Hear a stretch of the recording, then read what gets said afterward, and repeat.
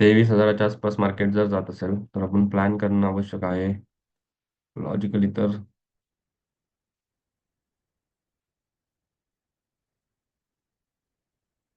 140च्या वर वगैरे प्लॅन करणं बेटर राहील. ठीक आहे, 23,000चा बी.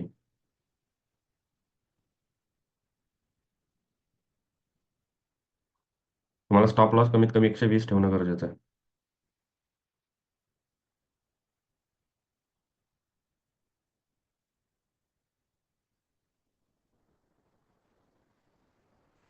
पी जर मार्केट इथे जर जात असेल, पुन्हा एकदा जरासं हा पी चेक करा.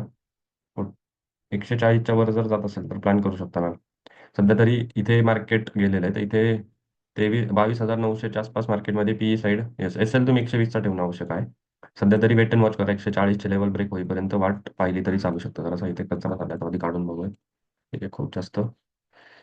ठीक आहे, 15 मिनिट टाइम फ्रेम जरासं पाहून घेऊया.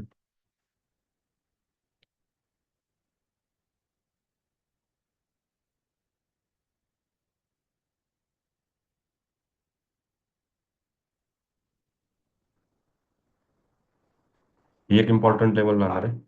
ठीक आहे, त्यानंतर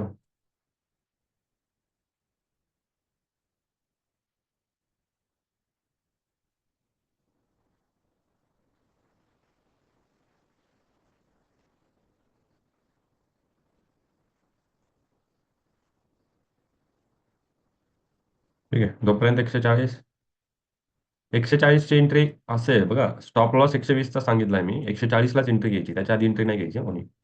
ठीक आहे, थोडी रिस्की एंट्री कोणाला प्लॅन करायची असेल तर प्लॅन करू शकता 135 रुपयांच्या वरती.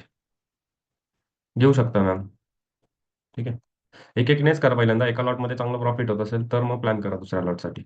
मार्केट एकतर साईडवेज राहण्याची प्रोबॅबिलिटी, स्पेशली निफ्टी. ठीक आहे, निफ्टीलाच एका स्पेसिफिक झोनमध्ये ठेवण्याचा प्रयत्न केला जाऊ शकतो. चालेल, 149 पर्यंत मार्केट गेलेलं आहे.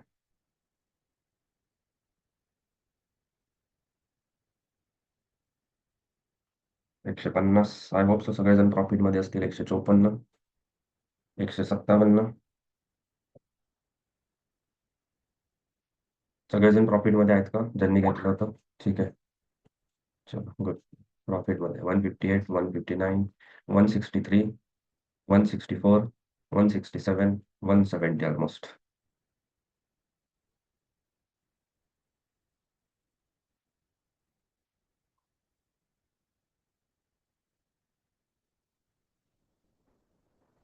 सगळे टार्गेट अचीव झाले. यस, ठीक आहे, इट्स ओके, काय अडचण नाही मग.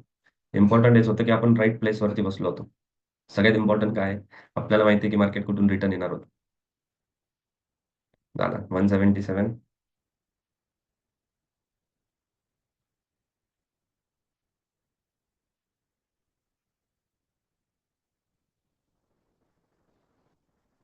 196.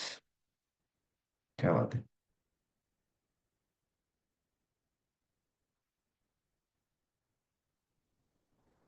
140ची परफेक्ट लेवल होती. 130, 140 वरून आपण 120चा स्टॉप लॉस सांगितला होता. बाकी लोकांनी घेतलं होतं का कोणी? मग अशी काही लोक विचारत होते.